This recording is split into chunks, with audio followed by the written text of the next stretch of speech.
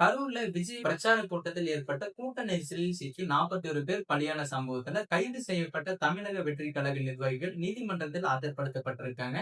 அப்போது பாத்தீங்கன்னா தமிழக வெற்றி கழக தரப்பிடம் பல்வேறு கேள்விகளையும் நீதிபதி எழுப்பியிருக்காங்க. விஜய் கலந்து கொண்டாலே அது மாநாடுதான் என கூறி நீதிபதி எந்த ஆவணங்களையும் ஏற்றுக்கொள்ள முடியாது எனவும் மனசாட்சிப்படி தான் உத்தரவு பிறப்பிப்பேன் என கூறி வழக்கை ஒத்தி வச்சிருக்காரு. கரூர் வேலுச்சாமிபுரத்துல நடைபெற்ற நடிகர் விஜயின் தமிழக வெற்றி கழக பிரச்சார கூட்டத்துல ஏற்பட்ட கூட்ட நெரிசல் காரணமாக இதுவரை 41 பேர் உயிரிழந்திருக்காங்க. இதுல பெண்கள் மற்றும் குழந்தைகள் உள்ளனர் என்பதால் சம்பவம் பெரும் சோகத்தை ஏற்படுத்தியிருக்கு.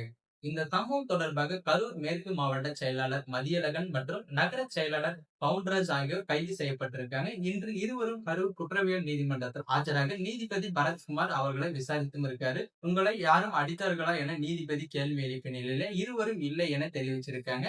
பின்னர் அரசு தரப்பை சேர்ந்த வழக்கறிஞர் தண்டபாணி ஆஜராகி தனது வாதங்களையும் முன்வைத்திருக்காரு.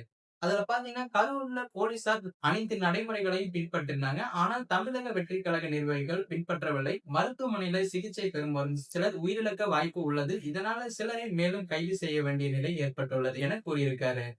அதே சமயம் தமிழக வெற்றி கழக தரப்பில் வழக்கறிஞர் தமிழக அரசு ஒரு நபர் ஆணையத்தை நியமித்து விசாரணை நடத்த உள்ளது. அந்த ஆணையத்தின் முடிவு வரை யாரையும் கைது செய்யப்படக்கூடாது எனவும் கூறியிருக்காரு. எடப்பாடிக்கு வருவது கட்சி கூட்டம். விஜயை பார்க்க எல்லோரும் வருவார்கள். விஜய் பிரச்சாரத்திற்கு தன்னிச்சையாக வந்தாங்க. யாரையும் வண்டியில் ஏற்றிக் கொண்டு வரவில்லை. மேலும் பேருந்து நிலையம் ரவுண்டானா பகுதி, லைட் ஹவுஸ் பகுதி மற்றும் உழவர் சந்தை பகுதியிலிருந்து கூட்டம் நடைபெற வேண்டும் என திட்டமிட்டிருந்தோம். ஆனால் போலீசார் அனுமதி வழங்கவில்லை. குறிப்பிட்ட இடத்தில் மட்டுமே கூட்டம் நடத்த அனுமதியும் கொடுக்கப்பட்டிருந்ததால் கூட்ட நெரிசல் ஏற்பட்டது எனவும் கூறியிருக்காங்க.